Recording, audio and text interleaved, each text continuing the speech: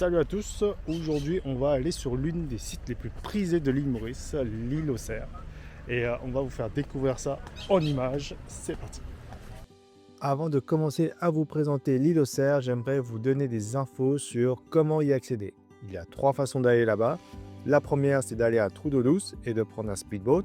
Généralement, le package inclut la visite de la cascade de la Grande Rivière Sud-Est. Il vous dépose ensuite à l'île aux Cerfs et vous récupère vers le coup de 14h30, 15h. Vous avez à peu près 1h30 à 2h sur place.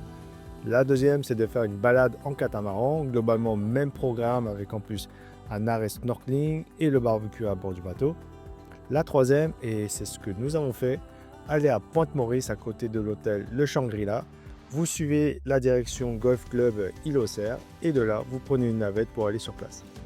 Il vous sera proposé deux packages. Le premier package pour un aller-retour, plus un cocktail de bienvenue, plus un transat et le tout pour 450 roupies par personne. Et le deuxième package, c'est le package 1 plus un buffet sur place pour le déjeuner avec une boisson comprise pour 1250 roupies par personne. Il me semble que pour les enfants, c'est environ 950 roupies. Et voilà, nous sommes arrivés sur l'île aux Cerfs. L'avantage, c'est que lorsqu'on arrive à cette heure-ci, vers les coups de 10h, eh ben, il n'y a personne parce que y a beaucoup de gens qui viennent ici par catamaran. Nous, on est venu par une navette. Et donc, du coup, quand on vient en catamaran, on va d'abord aller explorer la grande rivière Sud-Est. Ensuite, ils viennent sur l'île aux Cerfs. Et donc, du coup, je pense qu'on est tranquille jusqu'à, disons, 11h, 11h30, midi. Et ensuite, je pense qu'il y aura beaucoup de monde qui vont venir ici. Le temps était un petit peu couvert ce matin, mais ça se dégage et on a une belle journée de prévu aujourd'hui, ça va être cool. Allez, une petite présentation de ce lieu paradisiaque pour tous ceux qui ne connaissent pas l'île aux Cerfs. Comme vous le voyez dans ces images, ce n'est pas toute cette étendue de végétation.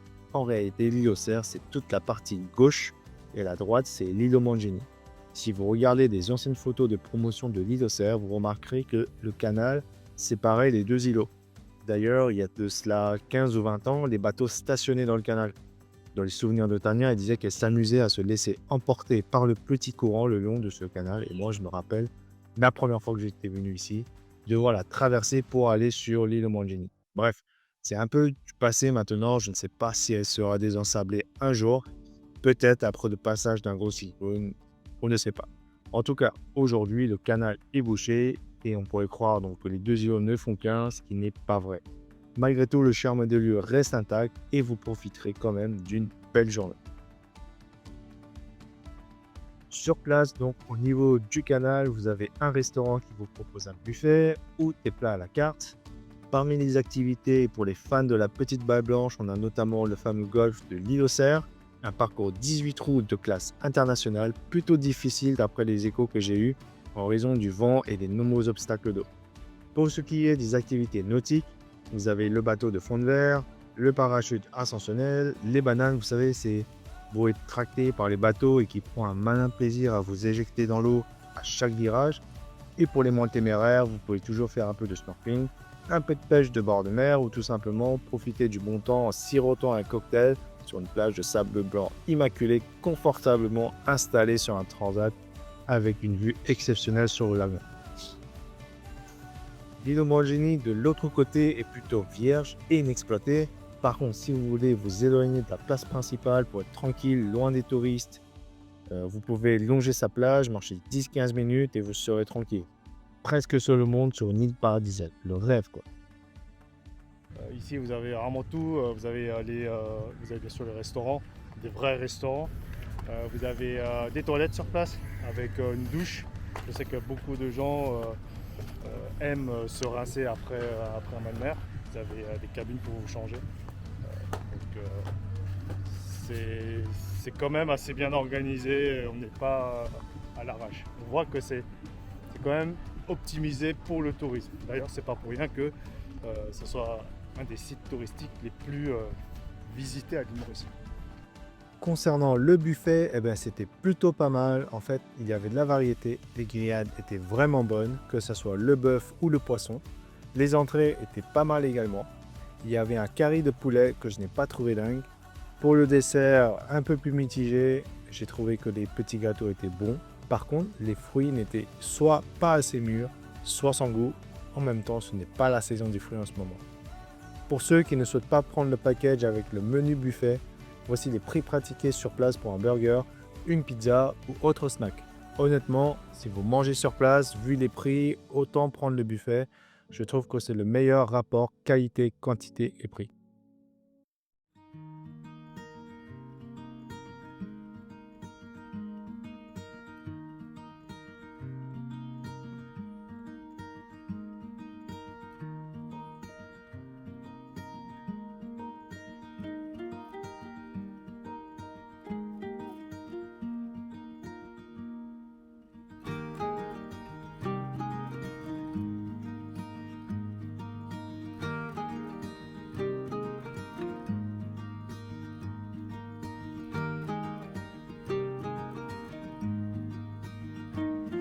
Il est 15h49 et la plupart des touristes ont déjà repris sont déjà partis en fait avec les catamarans et les speedboats. D'ailleurs, on voit quelques catamarans là qui passent devant. Et l'île aux cerfs du coup est beaucoup plus vide. Il y a beaucoup moins de monde, c'est plus agréable. Et je me suis dit que j'allais prendre ma canne, aller sur l'île Mangéry et essayer de pêcher. Et en fait, donc j'ai longé juste la plage, juste devant on va dire la place centrale de l'île aux cerfs. Et voilà ce que je vois, une belle plage vide, limite sauvage. C'est vraiment très joli, en plus avec la luminosité de fin de journée, ça fait vraiment son effet. Les avantages de venir par ses propres moyens, c'est justement d'avoir la possibilité de profiter un petit peu plus de tranquillité sur l'île aux cerfs. Ça, c'est vraiment très agréable. Et après, il y a aussi des avantages à prendre un prestataire pour des excursions en catamaran ou en speedboat, notamment aller voir la cascade de la Grande Rivière Sud-Est, vraiment une très belle cascade que je vous conseille. Aller faire du snorkeling dans des points bien spécifiques autour de l'île, voire même voir des dauphins. C'est ce qu'on a vu la dernière fois, c'était il y a 1 an et demi à peu près, lorsqu'on a fait un petit tour en catamaran. On a eu la surprise de voir des dauphins. C'était pas prévu et donc du coup c'était vraiment cool. D'ailleurs j'y pense, si ça vous dit, je vous mets en description le lien d'une compagnie qu'on aime bien parce qu'il fournit de bonnes prestations, un bon rapport qualité-prix qui s'appelle Océane. Donc si une excursion en catamaran dans l'Est vous intéresse, n'hésitez pas à cliquer dans le lien. Allez, je vous laisse sur ces dernières images de l'île aux cerfs avec tous les touristes qui sont partis. C'est un endroit vraiment magnifique. Si vous avez la possibilité de rester jusqu'à la fin, on vous conseille vraiment de le faire. Et nous, on vous dit à très bientôt. Likez la vidéo si elle vous a plu. Abonnez-vous à notre chaîne pour nos prochaines aventures. À très très vite. Ciao!